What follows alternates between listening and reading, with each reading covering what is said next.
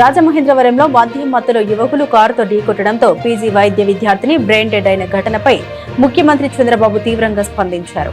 ఈ ఘాతుకానికి పాల్పడ్డ నిందితులపై కఠిన చర్యలు తీసుకోవాలని అధికారులను ఆయన ఆదేశించారు. తప్పు చేసిన వారిని ఎట్టి పరిస్థితుల్లోనూ ఉపేక్షించరాదని, వారికి చట్ట ప్రకారం కఠిన శిక్ష పడేలా చూడాలని స్పష్టం చేశారు.